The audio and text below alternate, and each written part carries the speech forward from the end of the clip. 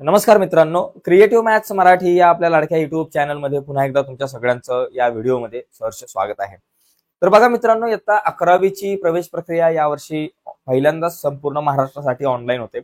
तसं पाहायला गेलं तर मागच्या वर्षी किंवा त्याच्या आधी काही वर्षांपासून इयत्ता 11वीची प्रवेश प्रक्रिया ठराविक महानगरपालिका क्षेत्रांमध्ये ऑनलाईन पद्धतीने घेण्यात येत होती, परंतु यावर्षीपासून संपूर्ण महाराष्ट्रामध्ये ही प्रवेश प्रक्रिया ऑनलाईन पद्धतीने घेण्यात येत आहे. यावर्षी आता 10वीचा निकाल मे महिन्यामध्ये 13 मेला लागला. सगळ्यात अगोदर म्हणजे 10वीच्या गेल्या काही वर्षांपासूनच्या तारखा जर बघितल्या तर यावर्षी आता 10वीचा निकाल जो सगळ्यात लवकर लागलेला आहे, कारण आता 10वीच्या परीक्षाच बोर्डाच्या लवकर झाल्या होत्या.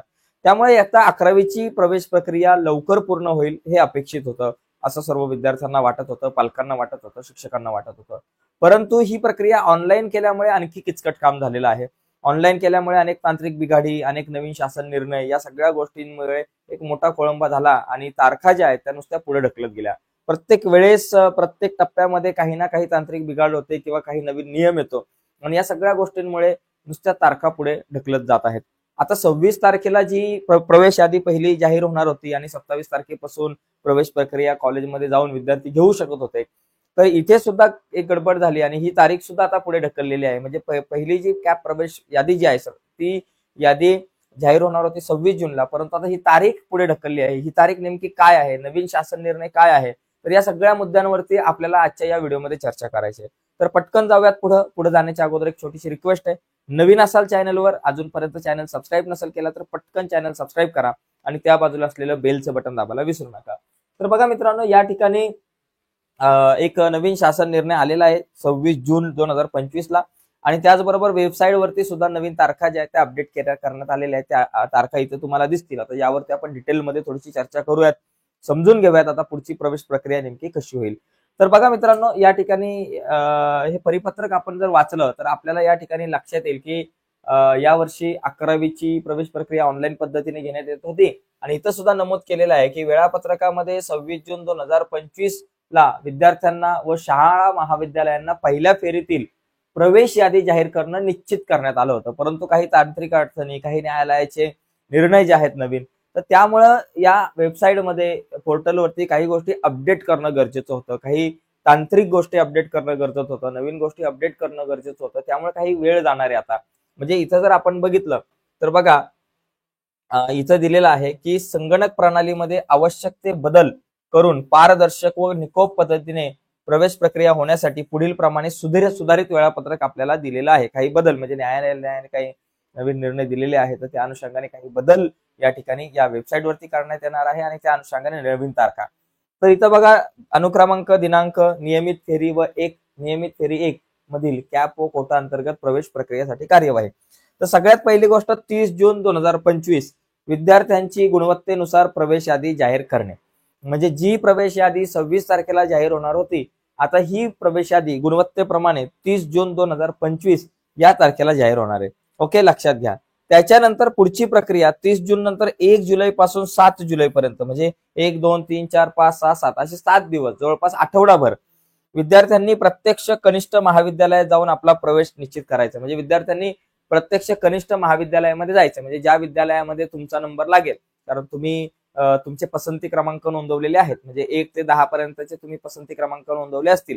काही विद्यार्थ्यांनी 1 ते 5, 7, 4 असे पण कॉलेजची नावे सिलेक्ट केली असतील, कारण 10च्या 10 कॉलेज नसतील तुमच्या आजूबाजूला, तर तुम्ही ठराविक कॉलेजची नावं पसंती क्रमांकानुसार सिलेक्ट केलेली असेल. तर जर पहिल्या फेरीमध्ये तुमचं नाव आलं या 30 जूनच्या, तर तुम्हाला लगेच दुसऱ्या दिवसापासून 1 जुलैपासूनच ती ऍडमिशन प्रक्रिया कॉलेजमध्ये जाऊन करायची. पण डायरेक्ट कॉलेजमध्ये नाही जायचं. जर यादीमध्ये नाव असेल तर तिथं प्रोसीड फॉर ऍडमिशन एक बटन असेल, तिथं क्लिक करायचं आणि संबंधित काही डॉक्युमेंट्स असतील तिथे जर तुम्हाला अपलोड करायला सांगितले तर ते अपलोड करायचे आहेत. तर त्या अनुषंगाने जी काही व्हिडिओ असेल ते मी बनवण्याचा प्रयत्न करेन, काय काळजी करू नका. तर ते अपलोड करायचे आणि नंतर मग त्याची एखादी प्रिंट वगैरे मिळत असेल फॉर्मची, तर ती काढून मग तुम्हाला कॉलेजमध्ये जायचं आहे आणि कॉलेजमध्ये फी भरून, संबंधित कॉलेजमध्ये जाऊन फी भरून तुमचं ऍडमिशन जे आहे ते तुम्हाला करायचं आहे. जर तुम्हाला नसेल घ्यायचं ऍडमिशन, की बाबा तुम्हाला जे आवश्यक असणाऱ्या कॉलेजमध्ये जर तुमचं नाव नसेल आलं, पहिल्या कॉलेजमध्ये नसेल आलं, 2 ते 3, 4, 5, 6, 7, 8, 9, 10 पर्यंतच्या कॉलेजमध्ये नाव आलं असेल आणि तुम्हाला नको ऍडमिशन, तुम्हाला तुमच्या पहिल्याच पसंती क्रमांकाच्या कॉलेजमध्ये ऍडमिशन घ्यायचंय, तर मग तुम्ही नाही घेतलं ऍडमिशन तरी चालेल. पुढच्या राऊंडसाठी तुम्ही, पुढच्या फेरीसाठी तुम्ही पात्र असाल. परंतु पहिल्याच पसंती क्रमांकाच्या कॉलेजमध्ये ऍडमिशन मिळत असेल तर ते घेणं बंधनकारक आहे. नाही घेतलं तर प्रॉब्लेम येऊ शकतो, तुमचं पुढच्या फेरीसाठी तुम्ही पात्र नसाल तुम्ही पुढच्या फेरीसाठी. यानंतर 9 जुलै 2025 ही तारीख दिलेली आहे. एक दुसऱ्या फेरीसाठी रिक्त जागा प्रदर्शित करणे, म्हणजे दुसऱ्या फेरीसाठी काही रिक्त जागा असतील, ज्या ज्या कुठल्या कुठल्या कॉलेजमध्ये किती रिक्त जागा असतील तर त्या प्रदर्शित करण्याचं काम हे 9 जुलैच्या तारखेला होईल. म्हणजे एकंदरच जरी या 3 तारखा साध्या तरी दिलेल्या आहेत आणि त्याच्यानंतर मग दुसरी फेरी असेल, त्याच्यानंतर मग दुसरी कॅप फेरी असेल आणि मग तिसरी, मग चौथी, अशा 4 फेऱ्या होणार आहे असं सांगण्यात आलं होतं. तर एकंदरीत ही जी नवीन अपडेट आहे तर ती आता समोर येते. मी जरा बाजूला होतो, तुम्हाला जर या सगळ्याचा जर स्क्रीनशॉट हवा असेल तर तुम्ही घेऊ शकता, जेणेकरून तुमच्याकडे ही इन्फॉर्मेशन जी आहे ती सेव्ह राहील. ओके, तर बघा मित्रांनो, एकंदरीत बऱ्याच खटपटीनंतर आता ह्या नवीन तारखा आपल्या सर्वांसमोर आलेल्या आहेत. आता याच्यामध्ये परत काही अपडेट नाही झालं म्हणजे बरं आहे, म्हणजे अजून परत तरी याच्यामध्ये शक्यतो या तारखा राहतील मला असं वाटतंय. तर 30 जूनला जी पहिली फेरी जाहीर झाल्यानंतर त्या संदर्भात आपण एखादी व्हिडिओ बनवून तुमच्या समोर परत येण्याचा आपण प्रयत्न करू. पण एकंदरीत आता या ज्या 3 तारखा आहेत, 30 तारखेला विद्यार्थ्यांची गुणवत्तेनुसार प्रवेश यादी जी आहे ती जाहीर होणार आहे. ओके मित्रांनो, तर एकंदरीत आणखी काही 1-2 मुद्दे लक्षात घ्या.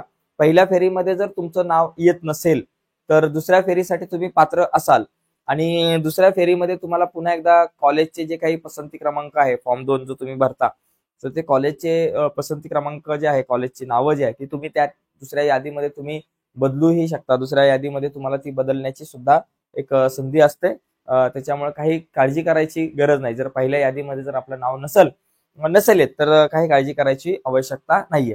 फक्त यावर्षी खूपच गडबड झाली असेल आपल्या विद्यार्थ्यांची, कारण दरवर्षी जर आपण बघितलं तर ऑफलाईन पद्धतीने ऍडमिशन होत आहेत.